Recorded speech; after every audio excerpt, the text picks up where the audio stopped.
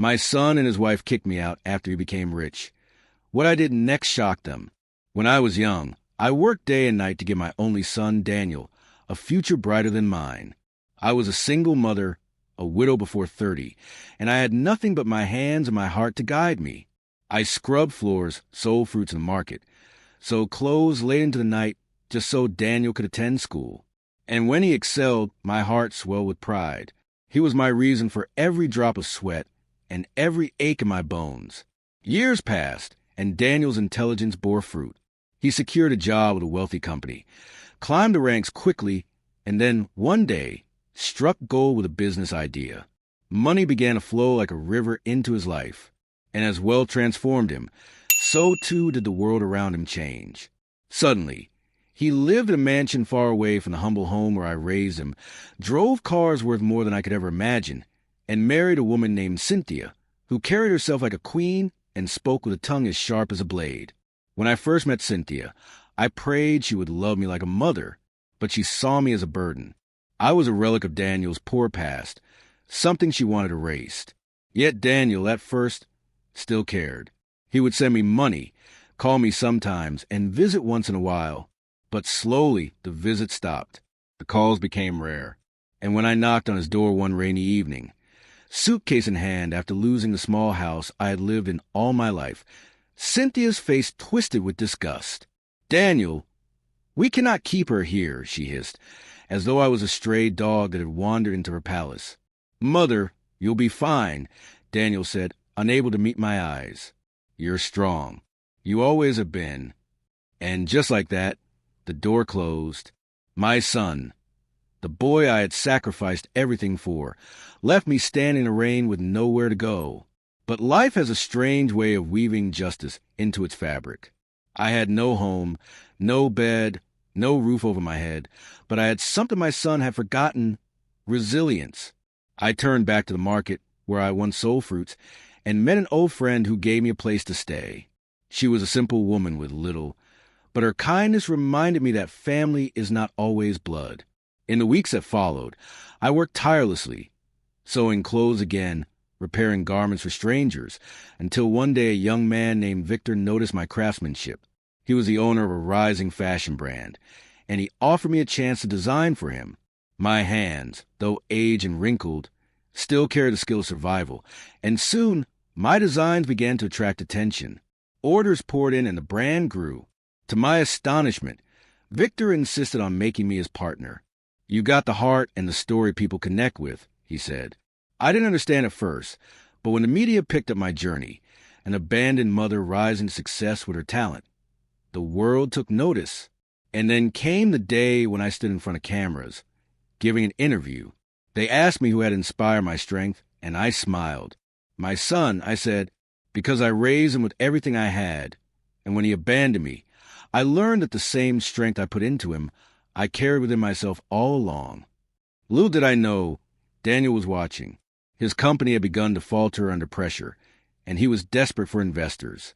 When he saw me on television, standing tall and proud, no longer the broken woman he had cast aside, something in his world shifted. Not long after, Daniel showed up at my workplace with Cynthia by his side. She still wore that sharp look of superiority, but this time her eyes held a flicker of something else: fear. Daniel, on the other hand, looked humbled. "Mother," he said softly, almost a whisper, we didn't realize how much we hurt you. I was wrong." I stared at him, my heart torn between the ache of betrayal and the pull of love only a mother can feel. But before I could answer, Victor walked up beside me, placing a protective hand on my shoulder. Daniel's eyes widened when he realized the respect, the authority, the influence I now commanded. Cynthia forced a smile, though it trembled. "We were just thinking, maybe you'd like to come visit us at the house again? Things will be different this time." I looked at the mansion they once shut me out of, and then at the bustling workshop filled with laughter, life, and people who valued me. For the first time, I understood that I didn't need their house, their approval, or their wealth. I had built my own. But I wasn't done yet, because what I did next, I invited Daniel and Cynthia to sit down, not in some marble-floor mansion or a gold-decked living room, but in the modest office where my sketches lined the walls and bolts of fabric filled every corner. I could see the discomfort in Cynthia's eyes as she perched on a chair too plain for her taste, but I ignored it. My attention was fixed on Daniel, my son, the boy I once carried on my back while selling fruits under the scorching sun. "Do you remember this?" I asked him as I pulled out an old cloth, faded and patched but still holding its shape. "This was your school shirt, the one I stitched every time it tore, because I couldn't afford to buy a new one. You wore it until the day you got your scholarship. I kept it all these years, not as a reminder of poverty, but as a reminder of hope." Daniel's eyes softened, and for a brief second, the arrogance that wealth had wrapped around him melted away. He nodded, swallowing hard, unable to speak. Cynthia, on the other hand, shifted uncomfortably, as though history was something she could not stomach. "You see," I continued, my voice steady, "I did not come this far to be pitied, nor do I wish to beg for a place in your house. I built something here with my own hands, something honest, something that cannot be taken away. You threw me out when I had nothing, but God lifted me when you thought I was finished. And now you come to me not out of love, but because you see what I've become." Daniel tried to protest, but I raised my hand. "Don't speak yet. Listen, a mother's love is endless, yes, but it is not blind. I forgave you the moment you closed that door on me, not because you deserved it, but because bitterness would only poison my soul. Yet forgiveness does not mean I will return to chains. You will have to learn, Daniel, that family is not a convenience you embrace when the world turns against you. It is the very ground you stand on when everything else collapses." The silence that followed was heavy. I could hear the whir of the sewing machines outside, the chatter of workers, the heartbeat of the life I had built without them. Cynthia broke the silence, her voice dripping with false sweetness. "We only want to make amends. Surely you can come back with us, and we can live together as one family. People will see us united." Her words revealed her motives: appearance, image, reputation. Not love, not respect, just a desire to keep up the facade. I leaned back in my chair, letting her words hang in the air before I answered. "Cynthia, unity cannot be bought with apologies wrapped in pride. You do not invite me back because you love me. You invite me because the world now admires me. But where was your hand when I was in the rain? Where was your heart when you closed that door? No, I will not return with you. I have a family here already, one that respects me." Daniel's face fell. I could see shame battling within him, the weight of his choices pressing down. For the first time, he looked smaller, like the little boy who once cried when he thought I had left him at school too long. "Mother," he whispered, "I was blind. I thought wealth made me powerful, but it made me a fool. I let her words poison me. I let pride distance me from the only person who truly loved me. Please give me a chance to make it right." My chest ached hearing those words. For a mother's heart, no matter how battered, never truly hardens against her child. But I did not rush to embrace him. Not yet. Instead, I stood and walked to the window, looking out at the street bustling with life. The same streets where I once walked hungry, where I once carried burdens no one else saw. "You asked for a chance," I said softly, still staring out. "But chances are not given in words. They are proven in actions. If you want to mend what is broken, you must first learn what it means to value those who gave you life. I will not make it easy for you, Daniel. I will not pretend as though the wound you left does not exist. If you want to come back into my life, you will walk through the same humility I endured. Only then will you understand." When I turned, tears had gathered in his eyes. Cynthia's face twisted, displeased that I had not bowed to their offer. She opened her mouth to speak, but Daniel stopped her with a look, one that carried a firmness I had not seen in years. Perhaps for the first time, he was realizing that true strength did not lie in wealth or power, but in humility and honor. That evening, after they left, I sat alone in my small office. My hands trembled as I held Daniel's old shirt, memories flooding back. I thought of the nights I stayed awake, sewing by candlelight while he slept beside me. I thought of the mornings I went without food so he could eat. And though part of me longed to gather him into my arms as before, another part whispered that time had changed us both, and he had to prove himself worthy of the love he had once taken for granted. The days rolled on, and word of my story spread wider. Orders came in not just from the city, but from other countries. I was invited to showcase my designs at a prestigious fashion event, something I had never dreamed possible. As I stood on the stage, the crowd applauding, I spotted Daniel in the audience, watching me with pride and sorrow mingled in his eyes. He no longer wore the smug expression of a rich man. He looked like a son yearning for his mother's forgiveness. After the event, he approached me quietly, without Cynthia this time. "Mother," he said, his voice steady but humble, "I've ended things with her. She was poison to me, and I let her words twist my heart. I know I cannot erase what I did to you, but I want to start again, not as a rich man asking for your blessing, but as a son asking for your guidance. Will you allow me?" His words pierced through me, stirring emotions I had buried deep. I looked at him, this grown man who had once been a little boy clinging to my dress, and I felt the tears spill down my cheeks. I did not answer him right away, for my heart was still cautious, but I knew in that moment that something had shifted. And just when I thought the story of my life had reached its most unexpected turn, fate revealed that there was still more to come, more than even I could imagine, because the very people who once cast me aside would soon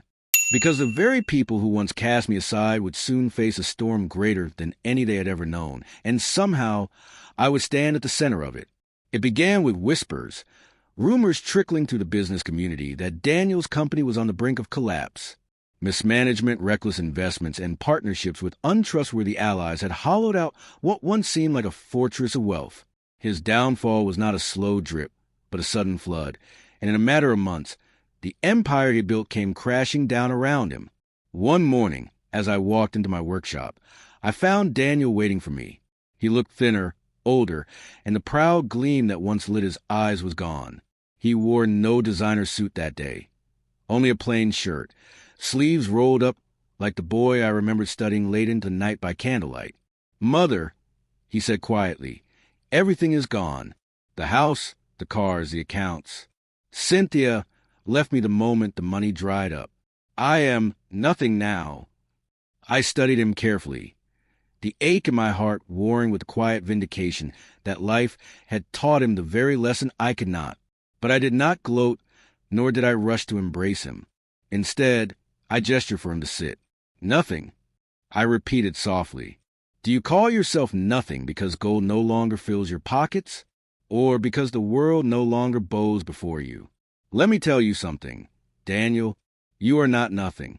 You are my son, and if you are willing to learn, you can rise again not as a man of riches, but as a man of honor."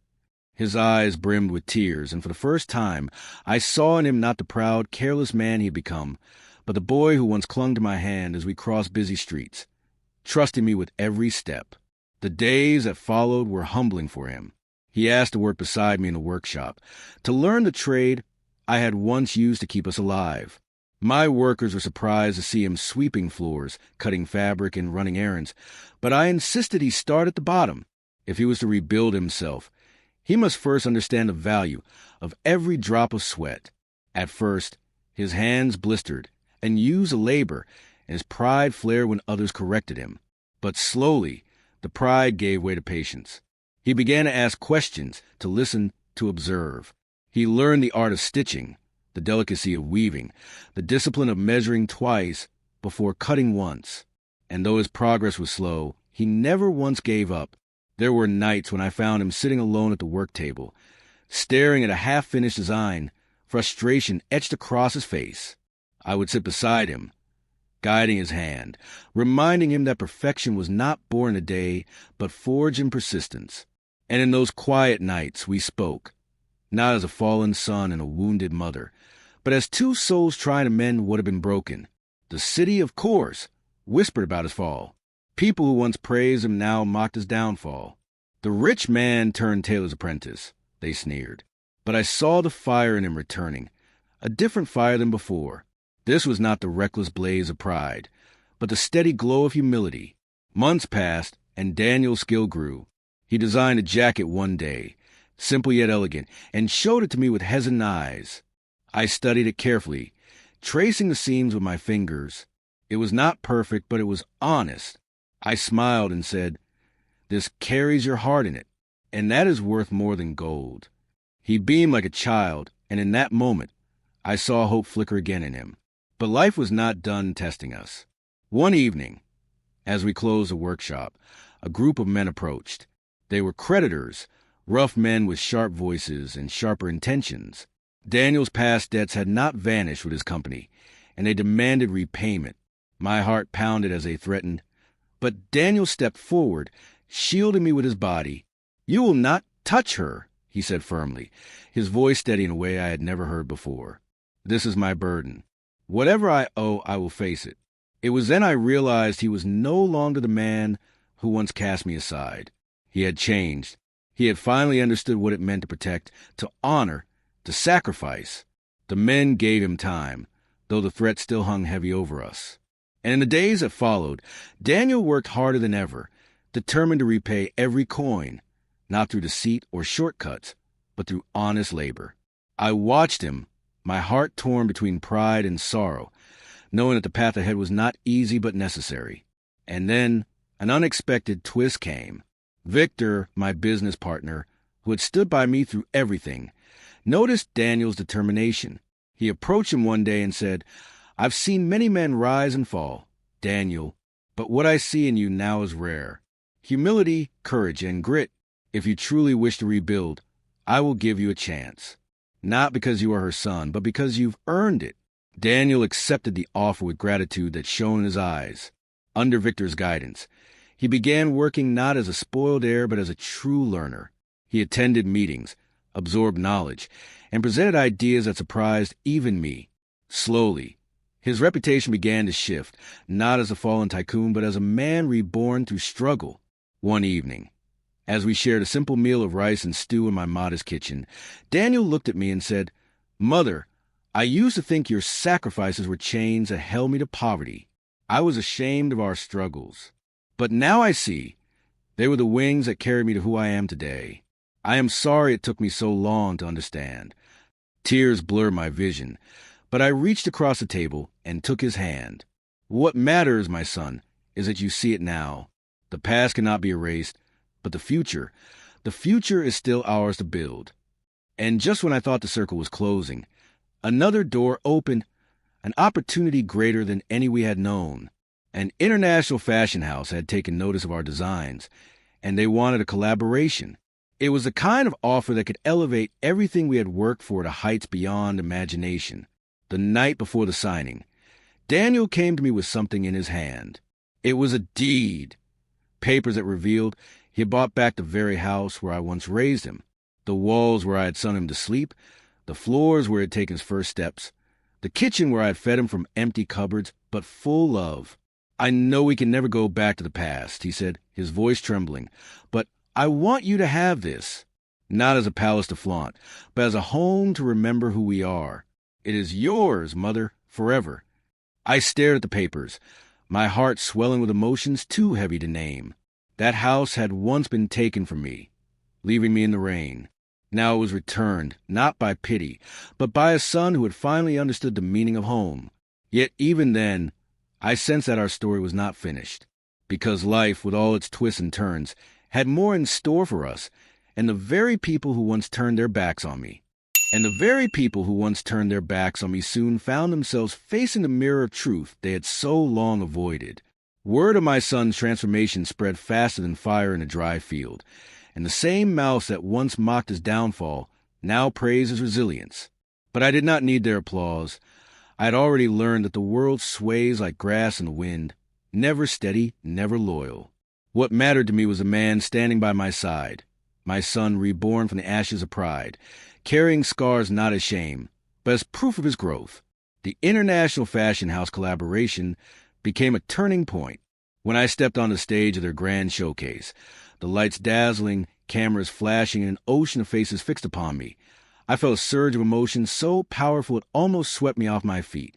The applause was thunderous, but what truly captured me was the sight of Daniel standing proudly in the front row, no longer the shadow of arrogance, but the embodiment of humility and strength. He was not there for the glory, not for recognition, but for me, for us. The collection we unveiled that night was more than fabric stitched together. It was our story, woven into every thread. Designs inspired by the struggles of motherhood, by nights under candlelight, by resilience in poverty, and by the pain of abandonment and the beauty of forgiveness. Each garment carried whispers of sacrifice and the radiant echo of redemption.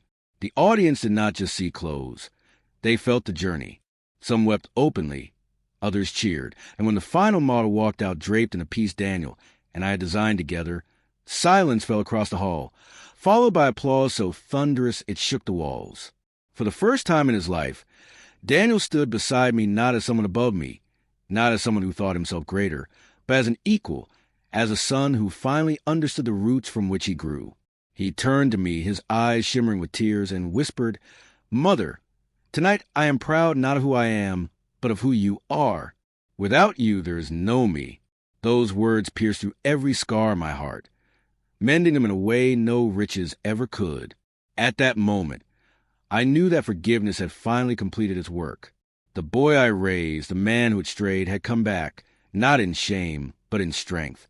But fate was not done weaving its threads. A month later, a letter arrived at my door. It was from Cynthia. She had heard of our success, of the glory we had attained, and she wanted back in. Her words were polished, dripping with regret. But I knew better than to be fooled. She begged forgiveness, claimed she had changed, and asked Daniel to take her back. I handed the letter to him, without a word. He read it, then tore it into pieces, and let them fall like ashes to ground. "I once thought love was about appearance and wealth," he said firmly. "But now I know love is about sacrifice, about standing by someone when the world turns its back." She never loved me. She loved what I had. And I will never go back to chains disguised as affection. I nodded, pride swelling within me, for he had not only returned to me, but had also learned to discern the true worth of love and loyalty. From that moment onward, our journey only grew brighter.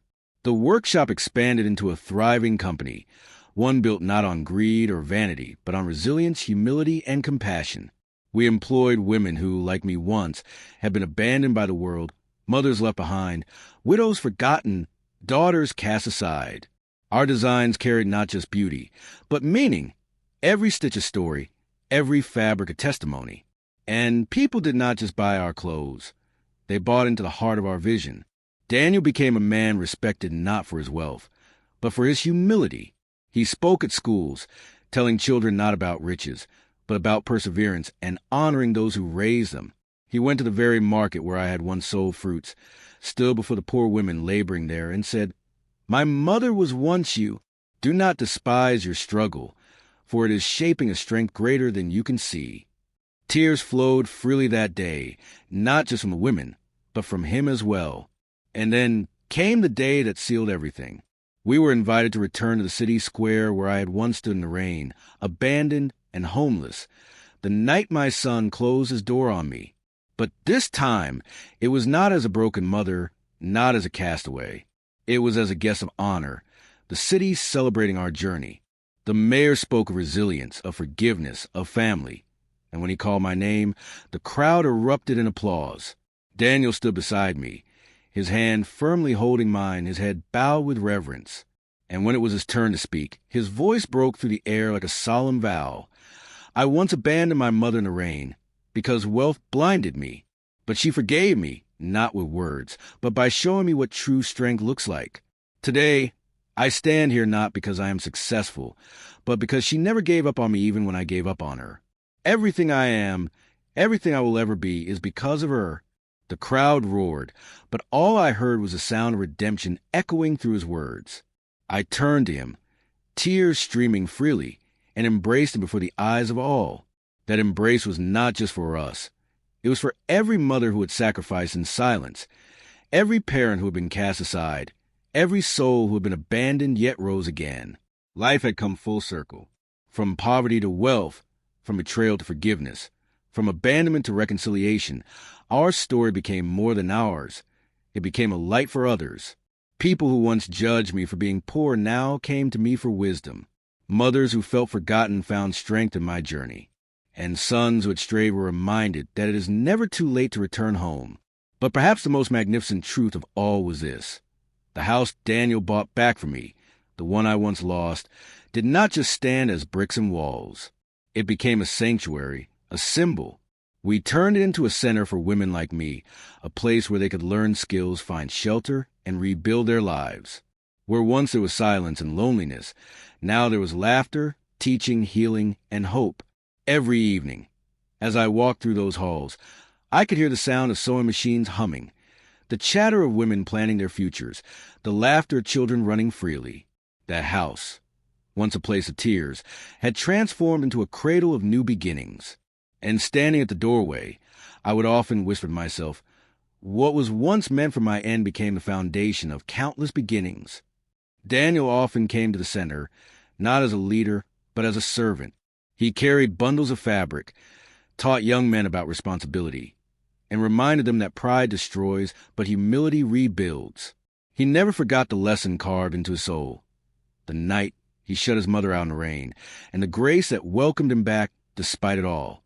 And so our journey, with all its pain and triumph, became a living testimony that life's greatest wealth is not gold, not houses, not the applause of crowds. It is love, forgiveness, and the courage to rise again when the world tries to bury you. And as I stand today, surrounded by the people who once called me nothing but now call me mother, teacher, friend, I know this. The story that began with rejection has blossomed into a legacy that will outlive us both. And though my days may grow shorter, the seeds I planted in sacrifice have grown into a forest of hope that will stand long after I am gone. Because a woman once left in the rain now stands in the sunlight, not alone, but with a son redeemed, a family reborn, and a world forever changed by the simple, unshakable truth. Love endures and forgiveness transforms.